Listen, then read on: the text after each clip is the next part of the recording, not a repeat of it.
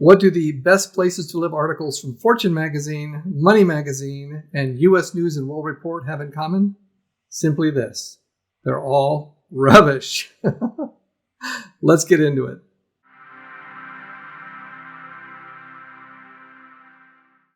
Okay, so check this out. This Venn diagram shows the overlap of the three studies that I mentioned. And if the analysis is truly objective, you'd expect the top 25 in each study would have many cities in common. As you can see, they don't. The fact that there was only one common city challenges the validity of the results. So our insight is this: best is subjective. There's only one expert whose opinion matters, and it's not these publishers. That expert is you. So you need to go to Where Might I Live and see what your expertise tells you.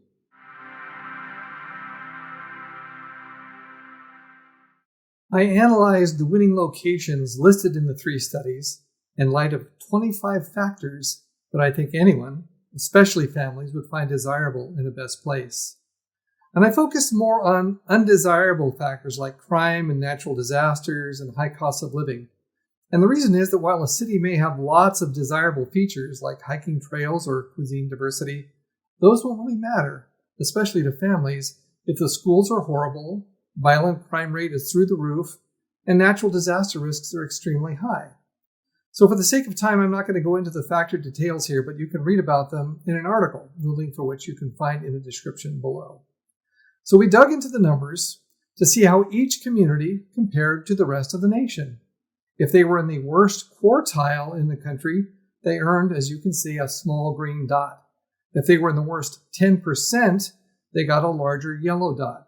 If they're in the worst 5%, a larger orange dot.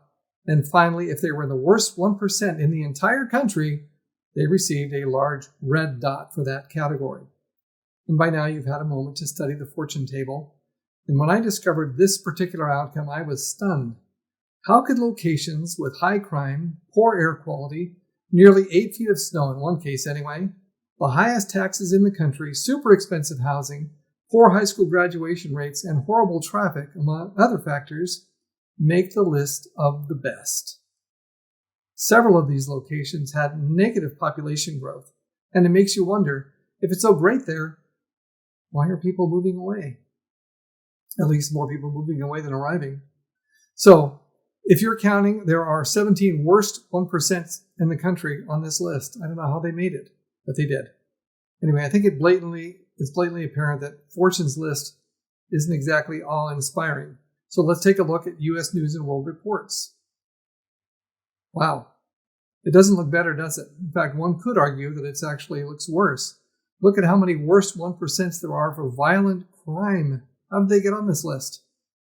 There are 33 worst 1% ratings for this list, with one city holding 9 of them by itself.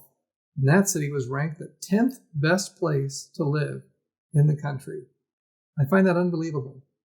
Finally, let's look at Money magazine's list. In this case, one city was among the nation's worst for 19 of the 25 categories. And this group has 47 worst 1% in the country. Again, how can these be considered the country's bests? So our next insight number 2, is this. Expert recommendations can have some real lemons, as you've just seen. And for something as important as where you live, it's better to personalize your search and decide for yourself what matters.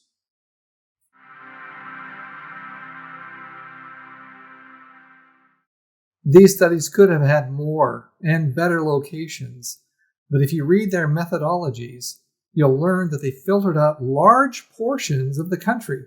For example, Fortune included a diversity filter that removed 1/3 of all the counties in the U.S. That's more than 1,000 counties and many, many thousands of towns and cities. Money study downgraded 55% of all the counties for the same reason, more than half. Of course, few would object if someone wants to move to a location based on ethnic diversity or the lack thereof, but that's their choice, really. But if someone wants to move to the best location for their family regardless of race, only to find that 1/3 or even more than half of the options are hidden, well, they'd have legitimate room to complain. U.S. News & World Report didn't apply a criteria of ethnic diversity, but they did include only the largest 150 metro areas. Again, cutting out the majority of the country. So with more and more people working remotely, smaller cities and more rural settings are becoming increasingly popular. Excluding everything except major metros by default is a disservice for a growing group of Americans. So our third insight is this: living near or far from people who look, sound, and dress like you, or living in small cities or large metros are choices that only one person should be making, and that person is you. Don't let anyone choose for you. And that's why sites like Where Might I Live let you have it your way.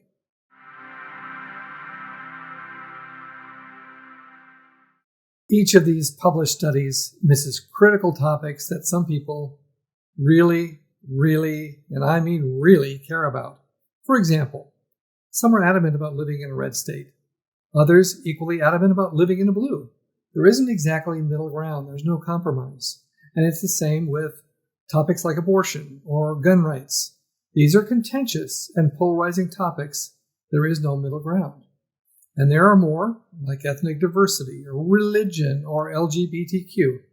Of course, those were only examples, but whatever the topic, for some, these are non-negotiables, and they're not even covered in studies as we've discussed. So our fourth insight is everyone has different preferences, and only you know what matters most to you. Surveys, analysts, they're never going to replace personalized preferences with sites like Where Might I Live? So ultimately, where does that leave us?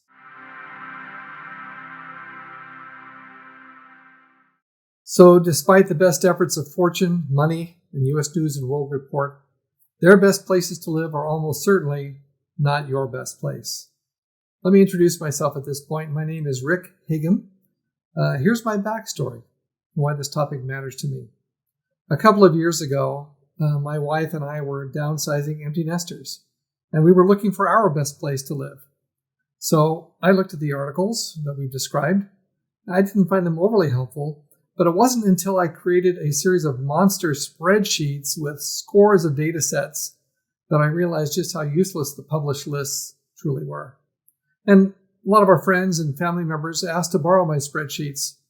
But like I said, they were monsters, and they were so user-unfriendly that nobody could use them except for me, which is unfortunate. So anyway, I sought out an old startup buddy of mine, Steve Harshbarger, a brilliant technologist, and together we built WhereMightILive.com. Right now it has more than 150 data sets covering every square inch of the U.S., and it's free. You can use it right this very second if you want to stop listening to me. So I share the background so you understand that my critiques are not just me being a crank. And I know it's self-serving for me to recommend Where Might I Live and claim that it debunks articles by very respected publishers, but I think I made a pretty good case nonetheless. So Steve and I hope that our website helps you find your happy place.